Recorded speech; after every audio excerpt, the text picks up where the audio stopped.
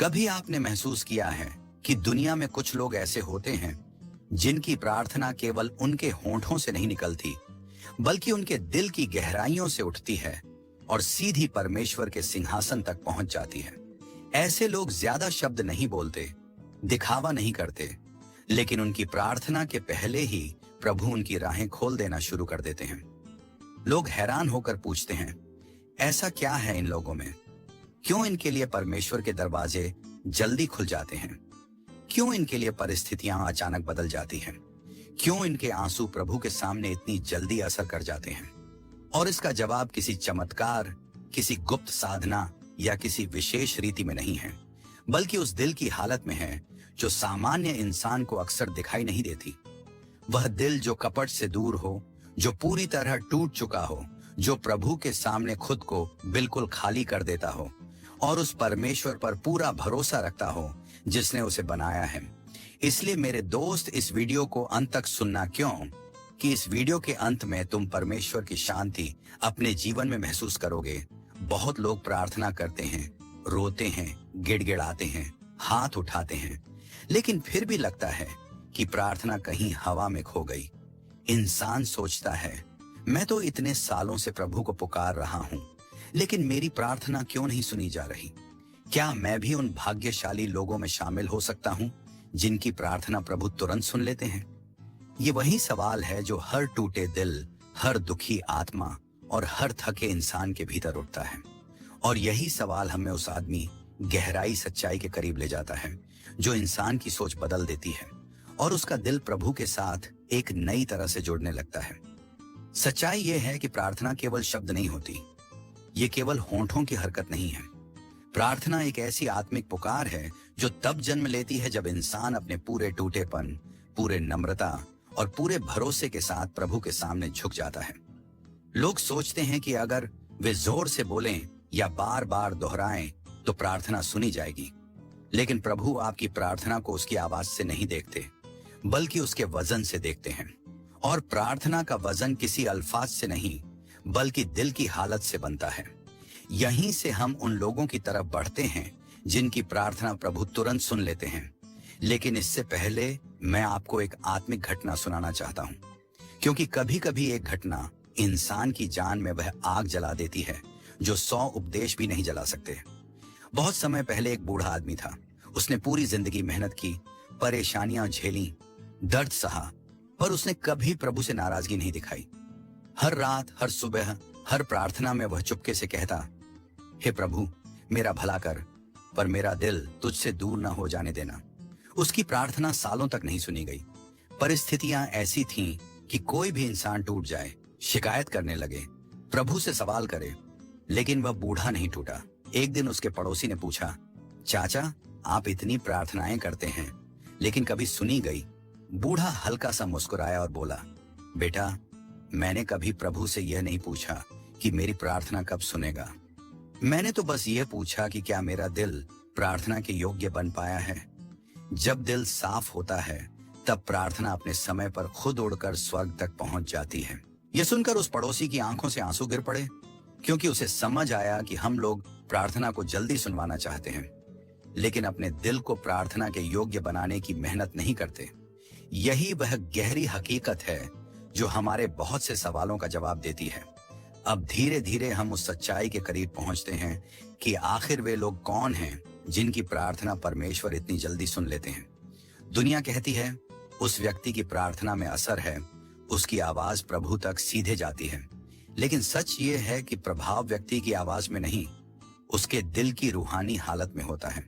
प्रभु प्रार्थना को इस आधार पर नहीं सुनते कि कौन बोल रहा है, बल्कि इस आधार पर सुनते हैं कि कैसे बोल रहा है। दिल नम्र है या अहंकार से भरा, दिल टूटा है या कड़वाहट से भरा, दिल आशा और भरोसे से भरा है या शिकायत और गुस्से से। अब सुनिए, कौन है वह लोग जिनकी प्रार्थना परमेश्वर जल्दी सुन लेता है? पहला, वो लोग जिनका दिल टूटा हुआ होता है, लेकिन वह टूटन उन्हें प्रभु से दूर नहीं ले जाती, बल्कि और ज्यादा उसकी तरफ झुका देती है। ऐसा दिल शिकायत नहीं करता, बल्कि कहता है, हे प्रभु, मैंने बहुत सहा है, लेकिन तू ही मेरा सहारा है। ऐसे दिल की पुकार प्रभु के सामने उस चमक की तरह उठती है जिसे कोई दीवार, कोई रुकावट रोक नहीं सकती। प्रभु स्वयं कहते हैं, मैं टूटे और पश्चातापी हृदय के साथ रहता हूं। इसीलिए टूटा दिल सबसे प्रभावी प्रार्थनाएं करता है। दूसरा, वो लोग जो अपने लिए नहीं बल्कि दूसरों के लिए प्रार्थना करते हैं, जो अपने भाई बहन, पड़ोसी, अनजान इंसान, दुखी आत्मा, गरीब परिवार, अकेले पड़े व्यक्ति के लिए प्रार्थना करते हैं। जब कोई इंसान निस्वार्थ होकर किसी और की भलाई के लिए प्रभु से दुआ करता है, तो प्रभु स्वर्गदूतों को आदेश देते हैं, पहले इसकी की गई प्रार्थना पूरी करो और इसके लिए भी आशीष छोड़ दो। निस्वार्थ प्रार्थना करने वाले परमेश्वर के अत्यंत प्रिय होते हैं।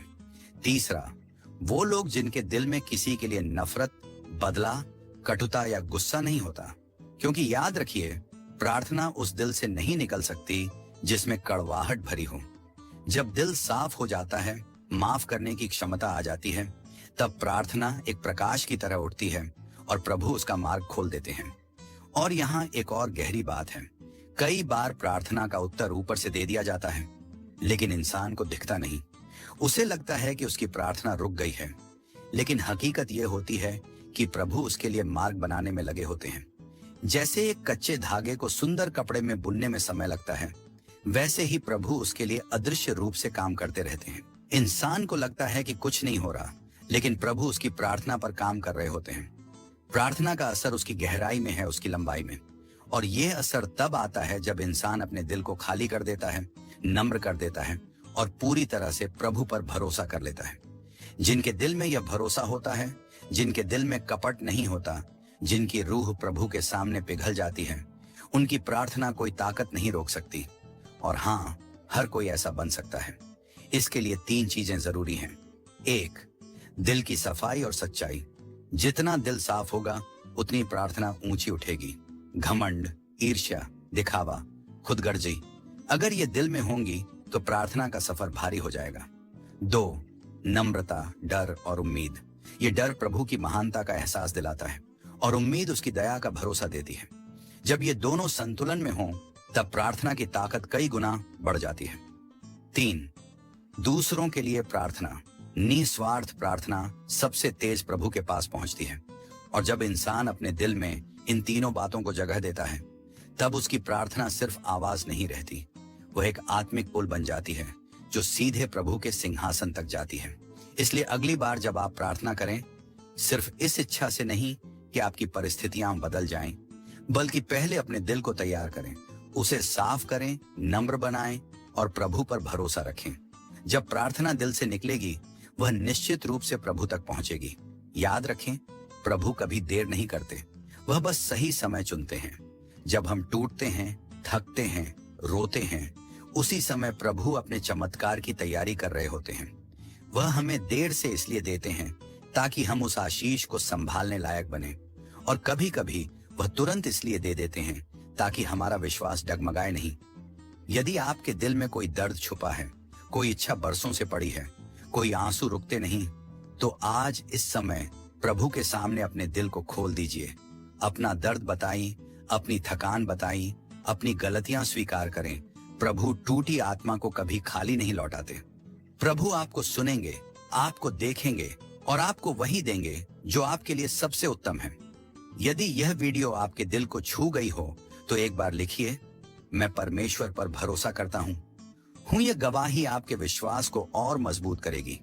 और यदि आप ऐसे ही आत्मिक विश्वास जगाने वाले संदेश सुनना चाहते हैं, तो इस वीडियो को लाइक, शेयर और चैनल को सब्सक्राइब करें।